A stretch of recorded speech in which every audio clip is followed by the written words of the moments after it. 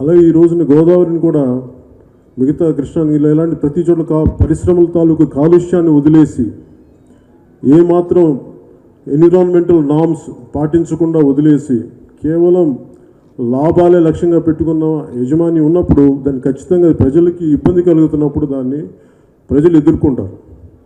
అలా వాళ్ళ సమస్యని బయటికి తీసుకొచ్చినప్పుడు ఆ ఎమ్మెల్యేలు కానీ ఎంపీలు కానీ వాళ్ళ బాధ్యత వాళ్ళు దాని గురించి మాట్లాడటం, స్పందించడం.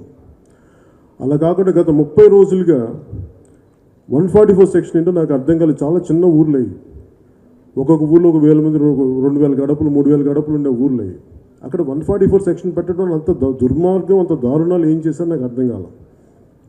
వాళ్ళు ఎవరు కూడా ఆయుధాలు పట్టుకోలేదు, వాళ్ళెవరు ప్రభుత్వానికి వ్యతిరేకంగా నినాదాలు చేయలేదు. వాళ్ళు అడిగిందల్లా మాకు ఇలాంటి పరిశ్రమ వద్దు, మీరు దాని గురించి మాట్లాడని చెప్పి.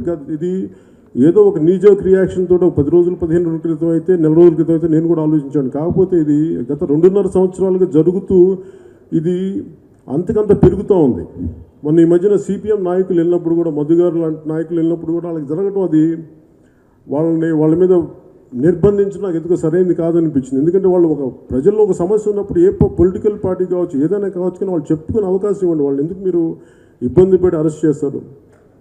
అలాగే ఇలాంటిదే ఇప్పుడు ప్రభుత్వం కానీ దీన్ని ఆలోచించకుండా ముందుకెళ్తే ఇది ఇంకొక నందిగ్రామ్ అయ్యే అవకాశాలు చాలా బలంగా కనిపిస్తున్నాయి. ఎందుకంటే ఒక్కసారి బయటకు వచ్చి బద్దలైపోయే వరకు ఈ రోజున అలా జరగకుండా తెలుగుదేశం ప్రభుత్వం ముందుగానే దీని బాధ్యత తీసుకొని, ఇది అంతకు చిలికి నేను యాక్చువల్గా ఈ పర్టికులర్ ప్రెస్ మీట్ని నేను యాక్చువల్గా ఊరు వెళ్దాం అనుకున్నాను. భీమవరం వెళ్ళి ఎక్కడైతే ఆ తుందుర్తి గ్రామానికి వెళ్ళి మాట్లాడదాం అనుకున్నాను. కానీ అక్కడ నాకు నేను వెళ్ళగానే కొన్ని ఉద్రిక్తులు వస్తాయి. నాకు ఆ భయంతో నేను దీన్ని ఆ జాగ్రత్తతోటి నేను ఇక్కడ హైదరాబాద్లోకి వాళ్ళని రిక్వెస్ట్ చేశాను, ఇక్కడికి వచ్చి మాట్లాడతారా అని చెప్పి. ఎందుకంటే అక్కడికి వచ్చినప్పుడు సమస్యని పెడదో పట్టించే పరిస్థితులు ఒక్కోసారి జరగచ్చు. వాటన్నిటిని అలా కాకుండా సమస్యని పక్కదో పట్టించకుండా సమస్యని వాళ్ళ రైతుల గోడుని యథాతథంగా మనకి మీడియా వారికి తెలిపేలాగా ఈ ఏర్పాటు చేయడం జరిగింది.